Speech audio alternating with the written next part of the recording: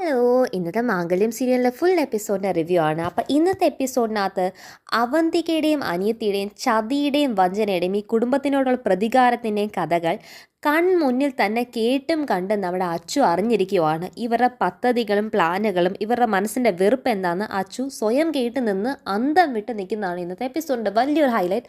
അപ്പോൾ ഇന്നത്തെ full review നമുക്ക് നോക്കാം. കൂടുതൽ ഹൈലൈറ്റ്സ് എന്ന് പറയുന്നത് നമ്മുടെ സച്ചിയുടെ പല തീരുമാനങ്ങളും ഇന്നത്തെ എപ്പിസോഡിനകത്തുണ്ട്. അപ്പോൾ അതും കൂടെ ഇതുകൂടാതെ തന്നെ നല്ല വലിയ രീതിയിലുള്ള അടിവഴക്ക് ചേച്ചി അനിയത്തിയുടെ തമ്മിലുള്ള പിരിയലും എല്ലാം തമ്മിലുള്ള കലർന്ന ഒരു കൂട്ടി എപ്പിസോഡാണ്.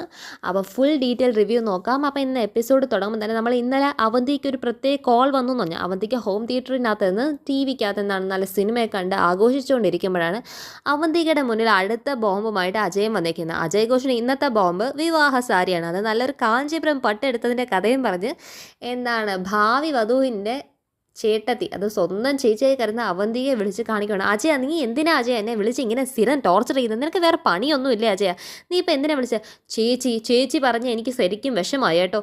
പക്ഷെ വിഷമമായെങ്കിലും പിന്നെ പറഞ്ഞ് എൻ്റെ സ്വന്തം ചേച്ചിയല്ലേ, അതുകൊണ്ട് ഞാൻ അങ്ങ് ക്ഷമിച്ച്. ഞാൻ തേണ്ടേ ഇപ്പോൾ എവിടെയാ നിൽക്കുന്നത് കണ്ടോ? ഞാൻ എന്താണ് സാരി എടുക്കാൻ വന്നിരിക്കുമോ? അത് പിന്നെ ഞാൻ വിലയൊന്നും നോക്കില്ല. നമ്മൾ എളുപ്പത്തിൽ നടത്തുന്ന കല്യാണമാണെങ്കിലും കല്യാണത്തിന് അതിൻ്റെതായ ആവശ്യമുള്ള കാര്യങ്ങളൊക്കെ ഉണ്ടല്ലോ, അതെല്ലാം കിട്ടിയല്ലേ പറ്റത്തുള്ളൂ. ഞാൻ അങ്ങനെ നല്ലൊരു സാരി എടുത്ത്, അത് പൈസ ഒന്നും നോക്കിയില്ല, നല്ല കാഞ്ചീപുരം പട്ട് തന്നെ അങ്ങ് എടുത്ത്. ഞാൻ അനഘയുടെ ഫോട്ടോ ഇവിടെ ഉള്ളവരെ കാണിച്ചിട്ടാണ് എടുത്തത്. കടക്കാർ പറയുന്ന ഈ കളർ അനഘയ്ക്ക് സൂപ്പർ ആയിരിക്കും എന്നാണ് പറയുന്നത്.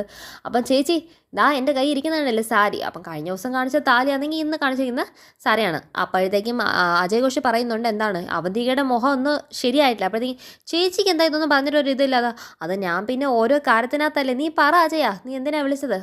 നീ എന്നെ എന്തിനാ ഇങ്ങനെ ഓരോ വട്ടം വിളിച്ചത് പറയുന്നത്? ചേച്ചി ഇങ്ങനെയൊക്കെ പറയല്ലേ ചേച്ചി. ഞാൻ ഓരോ കാര്യം കഷ്ടപ്പെട്ട് ഇത്രയും വേഗത ചെയ്യുമ്പോഴത്തേക്കും എൻ്റെ ആ ഉത്സാഹം ചേച്ചിക്ക് ഉണ്ടോയെന്ന് എനിക്കറിയണ്ടേ. അതുകൊണ്ട് ഞാൻ എൻ്റെ ഉത്സാഹം ചേച്ചിയെ കാണിച്ചു തരുവാണ്. ചേച്ചി അതേ ഉത്സാഹത്തിൽ എനിക്കുണ്ടടാ, എനിക്ക് അങ്ങനത്തെ ഒരു വിഷമവും ഇല്ല. ഞാൻ തന്നെ ഇവിടെ കല്യാണം തിരക്കൊക്കെ അല്ലേ, അതിൻ്റെ രീതിക്കകത്ത് ഓരോ കാര്യത്തിനകത്ത് തയ്യാറെടുപ്പിന് വേണ്ടി നിൽക്കുവാണ്. കല്യാണ വീടൊക്കെ അല്ലേ എന്ന് പറയുന്നു. ഞാനിത് സത്യത്തിൽ ഇത് വീട്ടിൽ വന്ന് നെല്ലിശ്ശേരി വന്നാണ് ഈ സാരി കാണിക്കേണ്ടത്. പിന്നെ അതൊന്നും കാണിക്കാൻ പറ്റുന്ന സാഹചര്യം അല്ലല്ലോ ചേച്ചി, അതുകൊണ്ടാണ് ഞാൻ ഇങ്ങനെ കാണിക്കുന്നത്. അതൊന്നും പിന്നെ ചേച്ചിക്ക് ഇഷ്ടപ്പെട്ടില്ല, ഞാൻ നേരെ വീട്ടിൽ വന്ന് കാണിക്കാം. ഇല്ല അജയ്, എനിക്കതൊക്കെ ഇഷ്ടപ്പെടാത്തൊന്നുമല്ല, എനിക്ക് നന്നായിട്ട് ഇഷ്ടപ്പെട്ടെന്നേ. നീ വീട്ടിലൊന്നും വരണ്ട. അത് ശരി, അതാ ചേച്ചി നല്ലത് എന്ന് പറഞ്ഞിട്ട് എന്നാൽ ശരി അജയ്, നീ ഫോൺ കട്ടേ. ഇങ്ങനെ കൂടെ വിളിച്ച് ഓരോന്ന് പറഞ്ഞാൽ എനിക്ക് ഷോക്ക് തരണമെന്നില്ല. അപ്പം ശരി ചേച്ചി, ഞാൻ വെക്കുവാന്നേ എന്ന് പറഞ്ഞിട്ട് അവൻ അങ്ങ് വെക്കുവാണ്. ഇത് കേട്ടിട്ട് അവന്തിക മനസ്സിൽ നിന്ന് ചിന്തിക്കും, ഇവൻ എന്നെയും കൊണ്ടേ പോത്തുള്ളൂ തോന്നി. ഇതൊക്കെ എങ്ങാണ് അനഘ അറിഞ്ഞു കഴിഞ്ഞാൽ തീർന്നു. അവൾക്ക് എന്നോടുള്ള അഭിപ്രായം അല്ലെങ്കിൽ പോയി ഇരിക്കുവാണ് ഇപ്പം ധനുഷിൻ്റെ കാര്യത്തിനകത്ത് എന്ന് പറഞ്ഞ് നമ്മുടെ അവന്തിക സ്വന്തമായിട്ട് ഇന്ന് അതൊക്കെ ചിന്തിച്ചുകൊണ്ടിരിക്കുവാണ്. പിന്നെ കാണിക്കുന്നത് സച്ചിയുടെ അച്ഛൻ്റെ ബെഡ്റൂമിനകത്ത്. സച്ചി നമുക്കറിയാം ഇന്നത്തെ ദിവസം അമ്പലത്തിനകത്ത് മുട്ടൻ അടി വഴക്കൊക്കെ ഉണ്ടാക്കിയിട്ടാണ് വന്നിരിക്കുന്നത്. സച്ചി ബെഡിനകത്ത് ഇങ്ങനെ ചാരി കിടക്കുമ്പോഴാണ് ചാരി കിടന്ന് കണ്ണടച്ച് കിടന്ന് ആലോചിക്കണം. അപ്പോഴാണ് നമ്മുടെ അച്ചു കയറി വരുന്നത്. സച്ചി ഏട്ടാ, ഭക്ഷണം കഴിക്കാൻ വരുന്നില്ല, ഞാൻ ഭക്ഷണം എടുത്ത് വെച്ചിട്ടുണ്ട്. അച്ചുവിനെൻ്റെ ദേഷ്യമാണ്. അച്ചു, എനിക്കെന്തിനാ സച്ചിയേട്ടൻ്റെ അടുത്ത് ദേഷ്യം? അല്ല, ഞാൻ ഇന്നലെ കാണിച്ചത് ആ കാര്യത്തെക്കുറിച്ച് അതെങ്കിൽ സച്ചിയേട്ടൻ പറയണ്ട. കാരണം അതിൽ തെറ്റ് മൊത്തം സച്ചിയേട്ടൻ്റെ തന്നെയാണ്.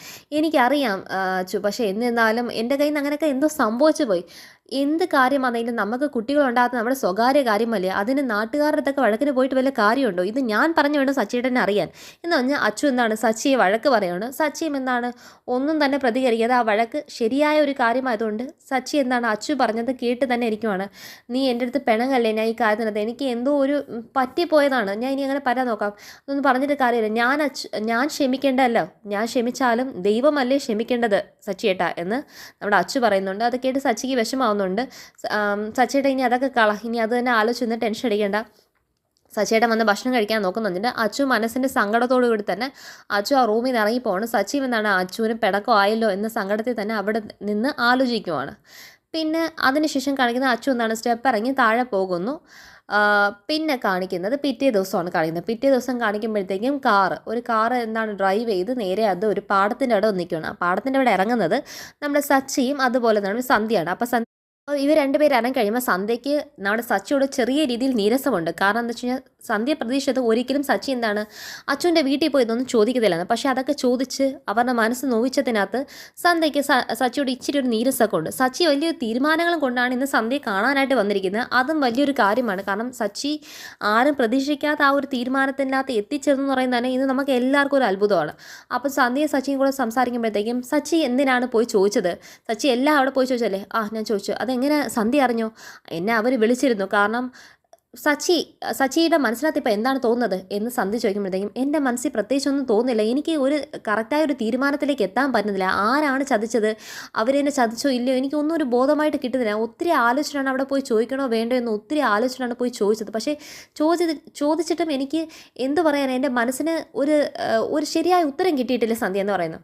സച്ചി അത് കിട്ടണമെങ്കിൽ അത് സച്ചിയുടെ അടുത്ത് എന്താണ് അവർ പറഞ്ഞത് എന്ന് സച്ചിക്ക് എന്താ തോന്നുന്നത് യഥാർത്ഥത്തിൽ? ഇപ്പം അവർ ചതിച്ചെന്നാണ് തോന്നുന്നത്. എനിക്ക് അതിൽ കറക്റ്റായിട്ട് നിഗമനത്തിലേക്ക് വരാൻ പറ്റുന്നില്ല. എന്നാൽ പിന്നെ സച്ചി ആ ഒരു കാര്യം വിടാൻ നോക്ക്. കാരണം ഞാനിത് ഏട്ടത്തിയെടുത്ത് ചോദിച്ചു. അപ്പം ഏട്ടത്തി എന്തോ പറഞ്ഞത്, അവന്തികേടത്തി പറയുന്ന ഈ കാര്യത്തിനെക്കുറിച്ചൊക്കെ അവന്തികേടത്തേക്ക് മുന്നേ ഒന്നും അറിയത്തില്ലായിരുന്നു, അവസാന മിനിറ്റിലാണ് അറിയുന്നത്. അവസാന മിനിറ്റ് അറിഞ്ഞപ്പോൾ അച്ഛൻ ഈ ബുദ്ധിമുട്ടായിട്ട് കിടക്കുന്ന സമയത്തിനകത്ത് അച്ഛനെ ഇതും കൂടെ പറഞ്ഞ് ടെൻഷൻ അടിപ്പിച്ച് അച്ഛൻ എന്തെങ്കിലും സംഭവിച്ചു പോയാലോ എന്നതുകൊണ്ട് അവന്തികേടത്തി അത് പറയാൻ പറ്റാത്തൊരു സാഹചര്യമായി പോയി എന്ന് അവന്തികേടത്തി പറയുന്നു.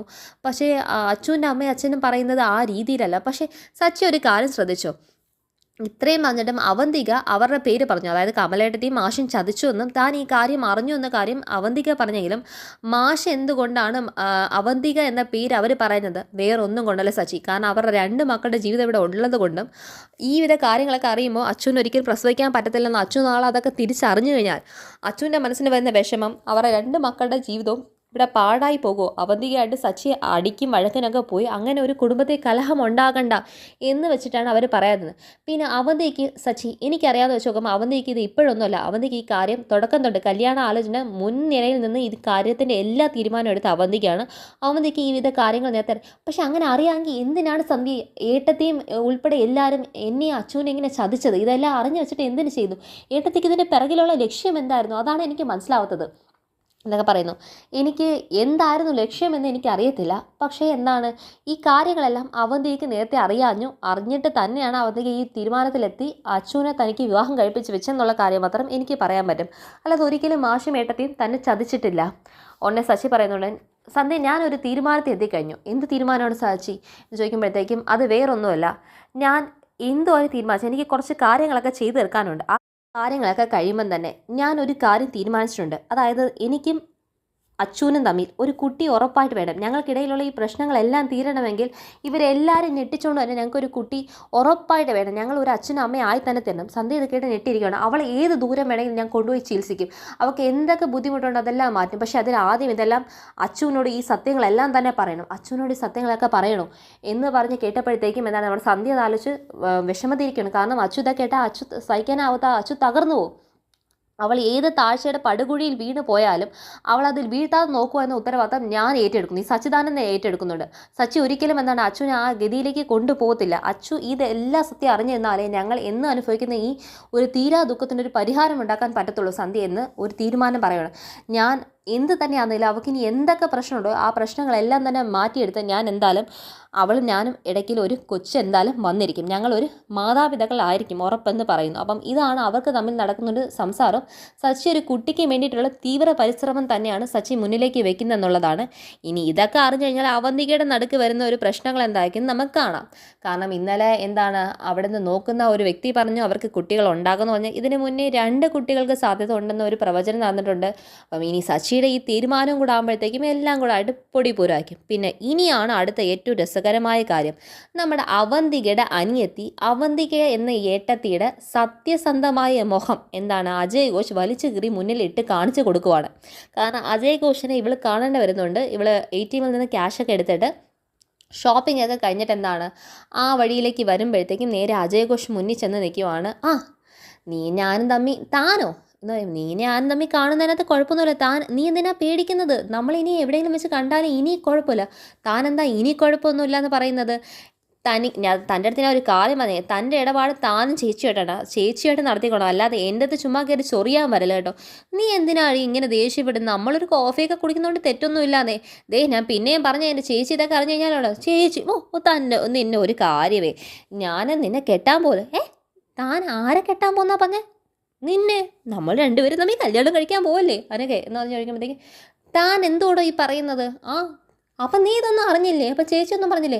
ഞാനും നിൻ്റെ ചേച്ചിയും തമ്മിൽ ഒരു കരാറിലെത്തിയതാണ് നമ്മൾ രണ്ടുപേരും തമ്മിലുള്ള വിവാഹം. എന്നിട്ട് ഞാൻ സാരിയും താലിയും ഒക്കെ എടുത്ത് ചേച്ചിയെ കാണിച്ചു കഴിഞ്ഞ്. അനക്ക ഇത് കേട്ട് ഷോക്കായി അവിടെ നിൽക്കുവാണ്. കാരണം ചേച്ചി തൻ്റെ കല്യാണം ഈ ഒരു ഫ്രോഡുമായിട്ട് ഉറപ്പിച്ചു. കാരണം ഈ ഫ്രോഡിനെ കൊണ്ടുവന്ന എന്തിനാണെന്നറിയാം, നമ്മുടെ ആതിരയ്ക്ക് പണി കൊടുക്കാൻ കൊണ്ടുവന്ന ഫ്രോഡ് ലാസ്റ്റ് ഇവനെ എൻ്റെ തലയിൽ കെട്ടിവെക്കാൻ പോകുന്നു എന്ന രീതിയിൽ അനക്ക അവിടെ ഷോക്കായി നിൽക്കുന്നു. നീ ബാ നമുക്ക് സംസാരിക്കാം. ഉടനെ പറയുമ്പോഴത്തേക്കും അനഘയ്ക്ക് ഇവനോട് ദേഷ്യം വരുന്നുണ്ട്. നീ പോടാ എൻ്റെ പിറകെ വരാതെ എന്ന് പറഞ്ഞിട്ട് പോകുന്നുണ്ട്. അപ്പം ഇവൾ തിരിഞ്ഞ് നിന്ന് പോടാന്ന് വിളിച്ചിട്ട് ഇവൻ എന്താണ് ഈ കല്യാണത്തിന് എല്ലാം ഉറപ്പിച്ച് കഴിഞ്ഞാൽ നമ്മൾ ഉടൻ കല്യാണം കഴിക്കാൻ പോകുന്നൊക്കെ പറഞ്ഞിട്ട് അനഘയ്ക്ക് ഷോക്കുണ്ട്. പക്ഷേ അനഘ എന്ത് ചെയ്യുന്നില്ല, ഇവൻ്റെ മുന്നിൽ അതൊന്നും സ്പഷ്ടമായിട്ട് പ്രകടിപ്പിക്കാതെ തന്നെ അനഘ ഇവനിൽ നിന്ന് മാറി മുന്നിലേക്ക് അങ്ങ് നടന്നിട്ട് ഇവൻ വീണ്ടും എന്താണ് കൈ അടിച്ച് വിളിക്കുവാണ്. ഏയ് എന്ന് വിളിക്കുമ്പോഴത്തേക്കും ഇവിടെ തിരിഞ്ഞ് നീ പോടാ എന്ന് പറയുന്നു. ഉടനെ ഇവൻ എന്താണ് കൈയൊക്കെ ഒരു റൊമാൻറ്റിക്കായിട്ട് വെച്ചിട്ട് അവൾ ദേഷ്യപ്പെട്ടാൽ നല്ല സുന്ദരിയാണല്ലോ, ദേഷ്യപ്പെടുമ്പോൾ കൂടുതൽ സൗന്ദര്യം ഉണ്ട് അവൾക്ക്, എൻ്റെ ഒരു ഭാഗ്യമേ എന്ന് ആലോചിച്ചിട്ട് അവൻ അവിടെ നിന്ന് പോസ്റ്റായി നിൽക്കുവാണ്. അപ്പോഴത്തേക്കും അനക്ക മുന്നിലേക്ക് പോകണം. ഇപ്പം പിന്നെ കാണിക്കും നമ്മുടെ നെല്ലിശ്ശേരി വീടിനകത്ത് നല്ല പത്രമൊക്കെ വായിച്ച് ഒരു മാഗസീനൊക്കെ വായിച്ച് എന്താണ് ഭയങ്കര ഉല്ലാസത്തിൽ ഇരിക്കുന്ന നമ്മുടെ എന്താണ് അവന്തികേനാണ് കാണിക്കുന്നത്. അവന്തികയുടെ ഉല്ലാസമൊക്കെ തീർക്കാനായിട്ട് അനിയത്തി എന്താണ് വിറഞ്ഞ് തുള്ളിക്കൊണ്ട് വന്ന് കയ്യിൽ നിന്ന് ഷോപ്പിംഗ് ബാഗൊക്കെ അവിടെ ടേബിളിനകത്തൊക്കെ വെച്ചിട്ട് ഇങ്ങോട്ടേക്ക് വന്നിട്ട് ആ പത്രം വായിച്ചത് മതി വായിച്ചത് ഓരോന്ന് ആലോചിച്ചുകൊണ്ട് അങ്ങ് ഇരിക്കുമല്ലേ, ഓരോ തീരുമാനം എടുത്തിട്ട് പറഞ്ഞു നീ എന്തോ ഈ ചെയ്യുന്നത് എന്ന് പറയുമ്പോഴത്തേക്കും ഞാൻ കേട്ടതൊക്കെ ശരിയാണോ ചേച്ചി എന്ന് ചോദിക്കുമ്പോഴത്തേക്കും നീ എന്തോ കേട്ടെന്ന് പറയാതെ എനിക്ക് എങ്ങനെ പറയാൻ പറ്റും നീ കേട്ടതൊക്കെ ശരിയാണെന്നുള്ള കാര്യം, നീ കേട്ടതൊക്കെ എന്നാ ആരെയും പറ എന്നിട്ടല്ലേ നീ കേട്ട സത്യമാണെന്ന് പറയാൻ പറ്റുന്നത് എന്ന് പറയുമ്പോഴത്തേക്കും ആ അജയഘോഷമായിട്ട് ചേച്ചി എന്താണ് വല്ല കരാറിലെത്തിയോ, അതും എന്നെ അവന് കൊടുക്കാമെന്ന്. നീ അപ്പം ഇതൊക്കെ അറിഞ്ഞോ, എനിക്ക് വേറെ വഴിയില്ല എന്നടി അവൻ എന്നെ ട്രാപ്പിൽ പെടുത്തിയത്.